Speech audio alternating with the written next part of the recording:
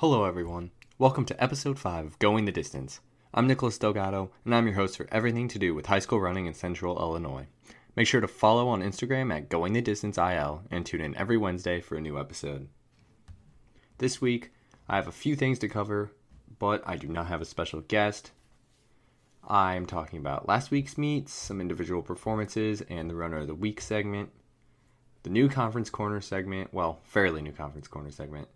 And instead of our special guest this week, I'm going to be talking about a new segment that I'm adding this week called Run into the Record Books, which I'm going to talk about the marathon world record that was taken down on Sunday.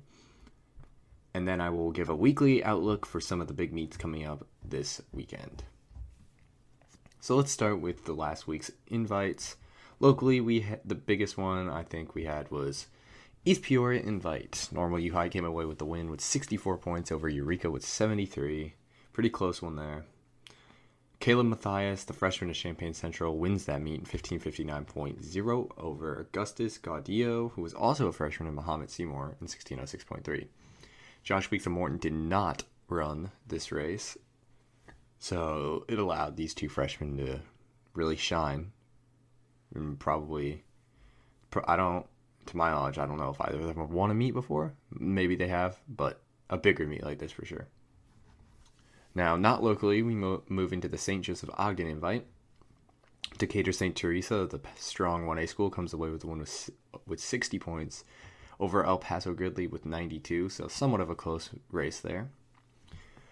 But Tuscola coming away with two strong top runners. We have Josiah Horton, the junior, coming in with the win at 14:57.98 over teammate Jackson Barrett, also a junior of Tuscola, and 14:58.02. So only 0.04 seconds between them. That's a crazy top two. It's too bad they don't have a good 3, 4, or 5, and they'd be super strong. Now, the Sterling Rock River Run, also not very local, but Geneva comes away with the win with 86 points over Sycamore with 99. Belvedere North not running full-strength varsity, or varsity at all, I don't think. The individual winner was sophomore Evan Nosek of Maple Park Caneland, who won in 15:38.1. And finally, probably the biggest meet from last week, the Palatine Invite, the Meet of Champions, was won by Plainfield South with 35 points. Plainfield South is just a crazy good team this year. Super strong runners. They've been ranked nationally by mile split, I'm pretty sure. So it's kind of expected, but still just insane to see that a team can win with 35 points in that caliber of a meet. It's astounding. So good for them. It'll be super intriguing to see how they continue throughout this year and move into Nike regionals and if they can get to nationals. Individually, from Plainfield South, the junior Cameron Vijay wins with 14:44.74 just over Sammy Hattab, the senior of St. Xavier, Kentucky, in 14:45.4. Now moving on to some individual performances. Weekly top times from the whole state. In 1A, we have Gavin Geneseo, the junior from Benton, who ran a 14:55.3 on Saturday at the Freeburg Invite. For 2A, Trey Sato, the junior from Grayslake Central, coming away with this week's top time for 2A, 15:06.1 at the Palatine Invite on Saturday. And finally, also at the Palatine Invite, Cameron Vijay, the junior at Plainfield South, wins in 14:44.8, putting him at the top of the 3A weekly top times. None of the season top times changed for this week, but still very impressive times for all of them. They're really hard to take down. Cameron Vijay already has his top time in the state with 14:22 from the first to the finish invite, which makes sense, so it's going to be extremely hard for him to take down his own record. Dylan Nally for 2A, holding it at 14:38. Nobody has even come within 10 seconds of that, as far as I'm aware. And then Isaac Teal of Pickneyville, finally somebody getting inside that 10 seconds. But he did not run this week, so he'll probably come out strong. I don't know if he's running a Peoria high or not, but as we go into postseason, he's definitely going to be getting some more speed on his legs, and we'll see what he can do coming up into October. For Runner of the Week, locally, I chose Sam Bushert, the senior from El Paso Gridley. He led his team with a 15:10.2 at the St. Joseph Ogden Invite. Really fast times of that course. I don't know that course, never been there, never even knew it existed, I'm not going to lie. But really fast times by everybody. He had a big 45-second PR to lead his team to second place. So I had to give him local runner of the week this week because that's just such an impressive performance. Especially to drop 45 seconds when you're already sub 16 in between a week is just super impressive. For the whole state, I had to give it to Gavin Geneseo, the junior from Benton. He won the Freeburg Invite in 14:55.3, and it's his first time to dip under 15 this season. I gave it to him not only because of his fast time, but he led his team to win by 10 points, which is impressive because they're a 1A school. Now moving into Conference Corner. Not too many things changed, but there were some important movements. Morton still in the lead of the Middle Illini Conference with 38 points. They're leading Belknap with 67 and Washington with 81. Not too far behind is Metamora with 92, East Peoria with 127, and Pekin with 131. Limestone finally has a full top 5 that can score, putting them at 187. Morton still has their 1-2-3 punch. Josh Weeks, the junior, Leighton Knoop, the junior, and Chase Souter, the senior, all top 3 in the conference. They're going to be very strong heading into mid-October, where Detweiler Park will hold their very own Middle Illini Conference Championships. But individually, nothing changed. Josh Weeks still leading by 56 seconds over Leighton Knoop, 15:11 to 16:07. Moving into the HOI Conference, El Paso Grizzly makes a huge move on Eureka with their invite down to St. Joseph this past weekend. They now lead Eureka 28-41, with Hayworth behind at 83. Big moves from El Paso Grizzly. Lots of improvements on their time, especially from their 4 and 5, which is what I've been saying. If they can get their 4 and 5 to drop some solid times, they're going to be really strong. And I think that El Paso's 5th runner is now under 17. So that's a big move for them. So congrats to them on a great race. Some great racing this past weekend. But yeah, they now take over Eureka, so Eureka has some catching up to do. Mackinac, Deer Creek, Tri-Valley, and Tremont trailing right behind with 117, 128, and 174 respectively. Led by 19 seconds, Sam Buschert now leads the conference. He's a senior, so he's leading the other senior, Charlie Bardwell of Eureka. Sam Buschert's from El Paso, by the way. He's leading with his new PR, 15:10.2 over the 15:29 by Eureka senior, Charlie Bardwell. And moving on to the last local conference, the Big 12. Champaign Central still leads Notre Dame 49-58, but Normal Community closing that gap on third, almost passing Notre Dame for second. They have 66, so it's going to be a pretty close battle when it comes down to the championship on the 15th at Detweiler Park. The conference individually is led by Aaron Hendren, the senior of Champaign Centennial, over Sky Riddle, the senior of Normal Community West, 15:37 to 15:58. Solid times from both of them, but that did not change from last week. We should definitely be keeping an eye on Normal Community as they've been moving up, dropping lots of impressive times as the weather starts to dip cooler. I think Notre Dame's going to have some pretty important pop-off races soon. They're running at Peoria High, I think, this week. And the El Paso Gridley Invite on Tuesday. Well, it'll have been yesterday once I recorded this, but I won't have results, so. Now, instead of my special guest, I said I'm introducing a new segment.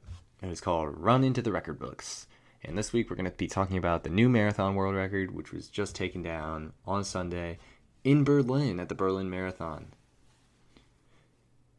Eliud Kipchoge runs a 2 hour, 1 minute, and 9 second marathon, breaking his previous world record of 2 hours, 1 minute, and 39 seconds by 30 seconds.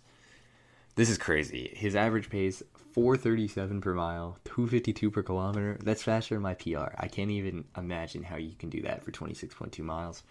For reference, for the cross-country 5K, he'd be coming through at 14:20 repeatedly for like 10 5Ks. I think it's 9 5Ks actually. And then through the 3 mile mark, he hit 13:51 as an average pace, which he would have had to do about 9 times. So, wow, just crazy perspective to put that in. Running Josh Methner's course record basically 9 times. back to back to back to back. Super impressive. The Berlin course is known for being fast. It is known as one of the fastest marathon courses in the world. But some of you might be wondering, didn't he go under 2 already? How is this the world record? Well, Kipchoge did go under 2 one time in Vienna. However, his 1 hour, 59 minute, and 40-second marathon did not count as an official world record because it was not an open event. So it was designed specifically to break 2 hours in the marathon. There were different pacemakers that changed out. 42 different pacemakers is what I researched. And there's a car that projected a perfect running path with a laser in front of him. So there was a lot of factors that went in, including like coaches and people from his team that gave him water on his run that ran up to him, which is different from what actually happens in an open marathon. But since it was designed specifically to break 2, it does not count as an official world record. Contrary to what some people think, it is not because of the shoes. But Kipchoge is now 37 years old, and he's still far from done, dropping super impressive times. We'll see what he has in store for the next few years coming up. Well, 2 years, 2024 Olympics. We'll see what happens. Finally, moving into the last segment, the weekly outlook. We have a couple upcoming meets, but a couple big upcoming meets. Detweiler bringing back another big race, the Peoria High Invitational. Lots of teams from all around the state, from Carbondale all the way up in Chicago. Carbondale all the way down south, and then like Deerfield all the way up in Chicago. Everybody's going to be here. Some notable teams: Oak Park Fenwick, Bethalto Civic Memorial, and those are just some teams you could probably look out for that are going to be coming from and looking to drop some impressive times. Fenwick finally running another one of their all-staters from last year, but we have still yet to see Graydon Rill, so maybe we will see him this weekend. Locally, basically everybody's running here. Limestone, East Peoria, Dunlap, Metamora, and Morton, who is ranked 10th according to MileSplit this week, will all be running. Also locally, we have Normal Community, Normal U-High, Pekin, and Peoria Notre Dame. All looking to drop some nice times at Detweiler. It's going to be an awesome race to see. I know Morton, which is my team, we're running in the 3A race. So we won't be competing against our normal 2A competition. So I know we're not expecting to win or anything, but it'll be a closer simulation to the 2A state race, which I think is what our coach was going for. Now on Tuesday, so the day of, as I'm recording this, there are no results yet, but the El Paso Gridley Invite, they're hosting they have a pretty hard course, according to what Andrew said. They run through like creeks and stuff. Sounds super fun, but not favorable for PRs. But teams there: Peoria, Notre Dame, Deer Creek, Mackinac, Eureka, El Paso Gridley, and Normal U-High all going to be there. So I hope to hear some fun stories from Andrew and some of my other friends that I've met just from running about this course, because I know it'll definitely be an interesting day for everybody out there. But it is nice weather today, so I'm sure they'll drop some decent times compared to how it's been, because it has been pretty hot this year. The weather is looking good for Saturday, though, so Peoria High Invite should have some good times, as well as these next 3 meets I'm going to talk about. Another local meet is the Elmwood Invite. Canton, Delavan, El Paso Gridley, IVC, Elmwood, Eureka, Deer Creek, Mackinac, and Tremont will all be there. So if you're not going to the Peoria High Invite locally, you're probably going to Elmwood Invite. Should be some good times there, but I don't know how that course is, so I'm not quite sure what's going to happen, but we'll see. And moving on to some not local meets. The Pat Savage Invite usually has some pretty fast times. Deerfield ranked 9th this week according to MileSplit in the state. They will be running alongside number 8 ranked into a Woodstock. And Oswego East, really solid 3A team. And then another 2A top team, Vernon Hills, all going to be competing up there at the Pat Savage Invite.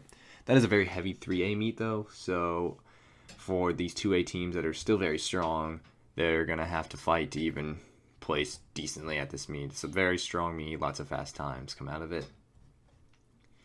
Another super strong meet up in Chicago this weekend is the Lyle Main Invite. Number 5 ranked in the state according to the mile split, Riverside Brookfield, and number 7 Glenbard South will be racing each other, along with Caneland, who was previously in the top 10, and Wheaton St. Francis, who was previously in the top 15. They'll all be racing for some fast times. I'm fairly sure the course is 5K though, so it won't be perfectly comparable to 3 mile, but we can get a good idea of how fast they run and place against each other. Also, Elgin Harvest Christian Academy will be there, and I know they have some strong runners that usually run 5Ks anyways, so they're going to be enjoying this course if it is, like I said, 5K. Now, I just wanted to recap some of our main points that we covered. We talked about the next upcoming meets and the previous week's meets. We also covered the conference corner, and we covered Runners of the Week and our new segment, Running into the Record Books, and talking about the Marathon World Record. So, overall, definitely awesome episode. A little short, but fun to record. And we should have a new guest on next week. And then we're going straight into conference, and we are in postseason already. Crazy to think that the season's gone by so fast.